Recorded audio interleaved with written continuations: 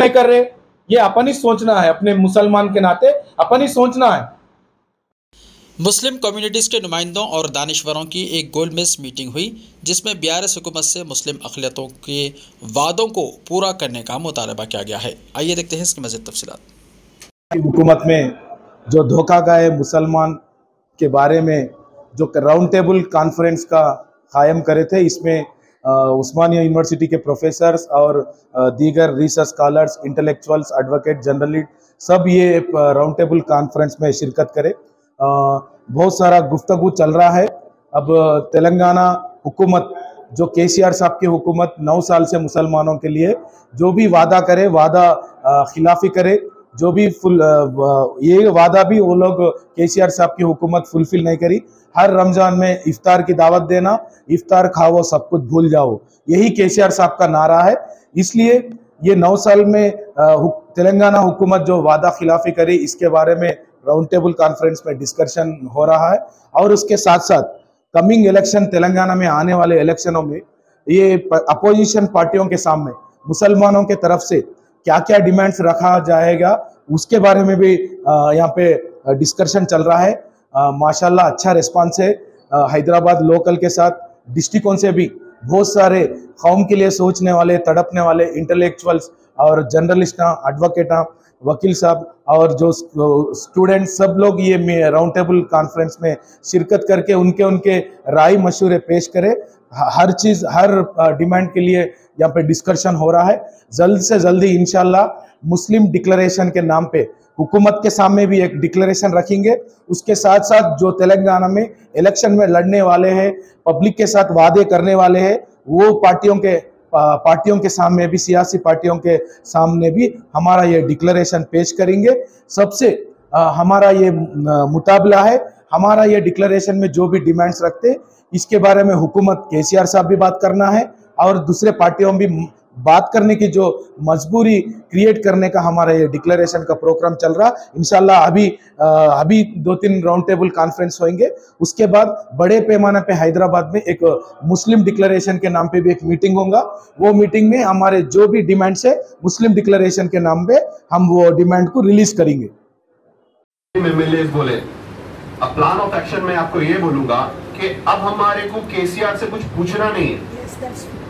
इसीलिए पूछना नहीं है कि हम इतने जितने चीज रखे, ये या तो नई गवर्नमेंट दे सकती है हमको, या हम ये किसी के मैनिफेस्टो में देकर उसको वोट डालवा सकते हैं। ये हमारा काम है, क्योंकि हम ये पूछ नहीं सकते, टाइम उतना नहीं है।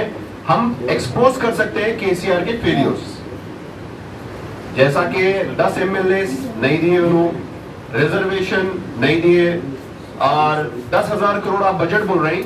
उन्होंने 2000, मैं पूरे डॉक्यूमेंट्स के साथ हूं, 2014 में उन्होंने 307 करोड़ दिए बजट, तो 10,000 बहुत दूर हो गया। और 2022 में उन्होंने जो बजट दिए 598 इस्तेमाल हुआ। तो ये बजट का भी हम डिस्कस कर सकते हैं, लेकिन 10,000 बहुत दो है। फिर कमिश्नरेट के लिए मैं आपको बताऊंगा कि हमको एक्सपोज करना है।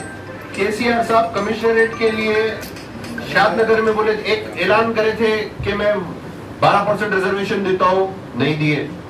दूसरी चीज KCR साहब ऐलान करे थे कि मैं वक्फ को जुडिशियल पावर दूंगा और जहां जहां वक्फ की अराजी है उसको हासिल करके दूंगा। ये एक चीफ मिनिस्टर का अपने मैनिफेस्टो का ऐलान था, जो एक तबके से करे थे। आप सबसे ज्यादा लोगों को मालूम है कि मुसलमानों की सबसे बड़ी अगर कोई जायदाद है तो दरगाह हुसैन शाह वली रहमत। प्रिपरेशन मीटिंग है, इंशाल्लाह आप अगर सब लोग साथ दिए तो, हम सब मिलके चले तो इंशाल्लाह एक अच्छा, जो उम्मीद करके हम ये आज पहला कदम उठाए। हम मुस्लिम JAC के नाम पे पिछले 3-4 साल से जो KCR साहब तेलंगाना मूवमेंट चलाते वक्त मुसलमानों के साथ जो भी वादे करे, वो वादे उनको याद दिलाते आ रहे। वो अखबारों में आर्टिकल्स भी लिखे, प्रेस मीट भी करे, ऐसे राउंड टेबल मीटिंग्स भी करे। पिछले रमजान में हमको इफ्तार नहीं चाहिए, रोजगार चाहिए, ये स्लोगन भी दिए।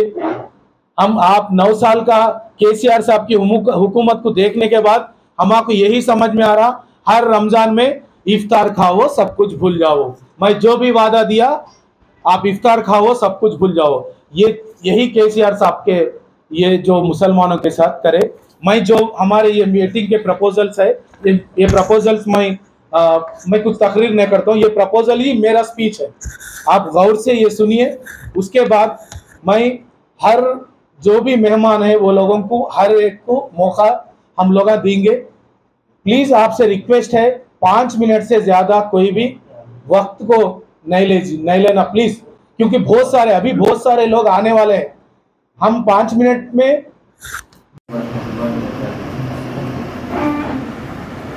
सलीम भाई थोड़ा आप सदर है इसमें मजलिस के पॉइंट्स पे थोड़ा दो ही बात पे बात करता हूँ। आपने जितने एजेंडा हमारे यूसुफ साहब और सलीम साहब ने जितने भी पॉइंट्स रखे हैं, ठीक है, उसके ऊपर जितने लोग जो जिसको जो बोलना था सबने बोल दिया है।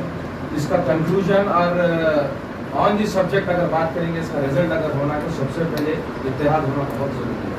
वेरी फर्स्ट फॉर्म में इत्तेहाद होना जरूरी है। और दूसरी चीज़ ऑन दी सब्जेक्ट, अगर मेरे फाजिल दोस्त उस्मान भाई ने जो पॉइंट्स रेज किए हैं, उस्मान हमारे कांग्रेस के लीडर और हमारे राशिद भाई ने जो बात की है बिल्कुल वैलिड पॉइंट्स है वो।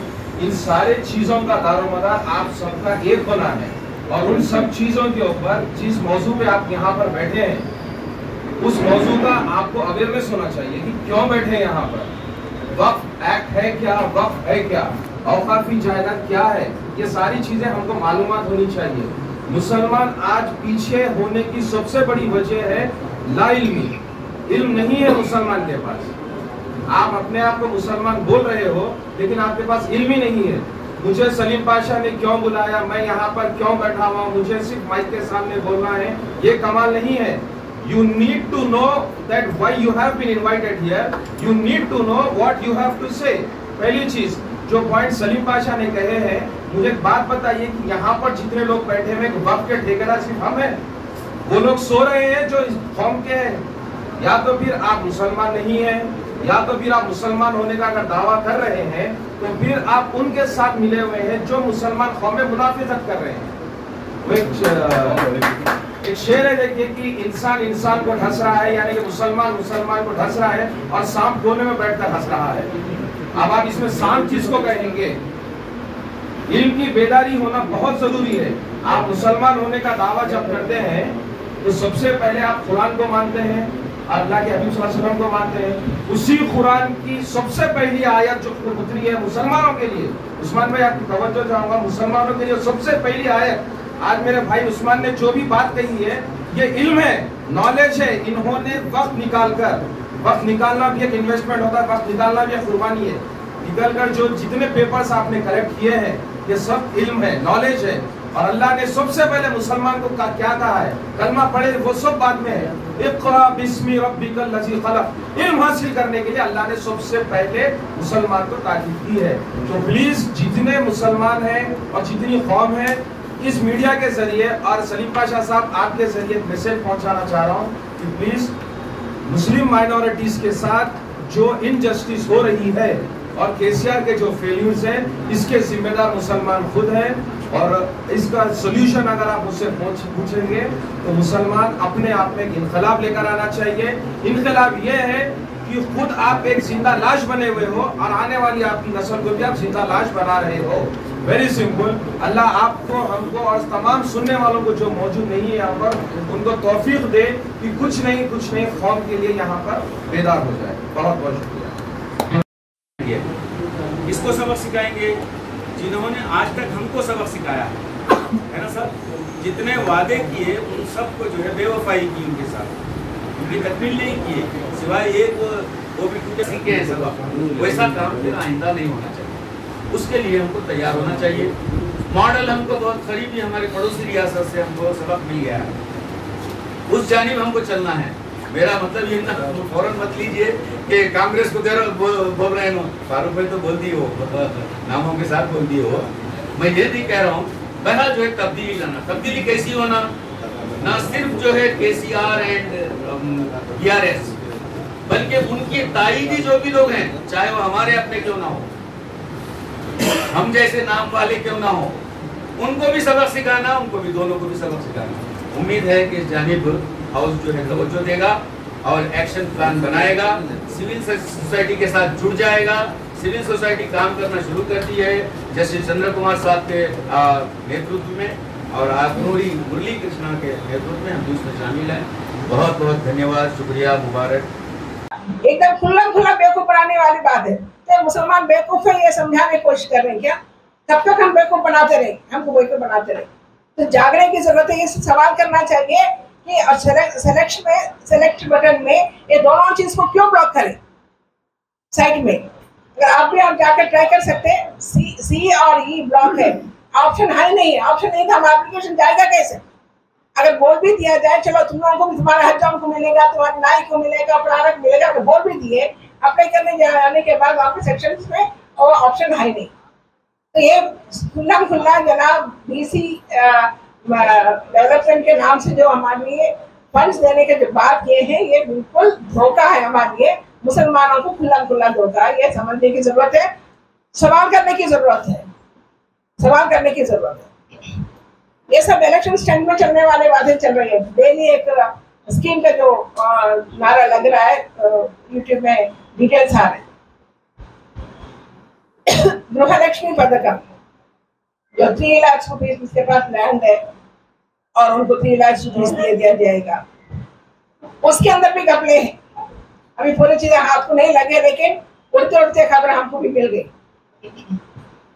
कि उसमें बताया जाता है कि उसको अभी पूरी तरीके से डिटेल बाहर नहीं आए, डिटेल्स कुछ आए, लेकिन जब अगर हाथ में आएंगे तो खुला हम जब आपके सामने रखेंगे। लेकिन इसके अंदर चीजें हैं कि 2 बच्चे होना चाहिए, तो मुसलमान के पास 2 बच्चे तो ज्यादा रहते हैं।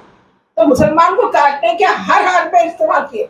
एक बीजेपी खुला सामने आके बता रहे, लिंचिंग करके, मारपीट करके, नमाज पढ़े तो उनको अरेस्ट करके खुला दुश्मनी कर रहे। ये लोग छुपा के कर रहे हैं।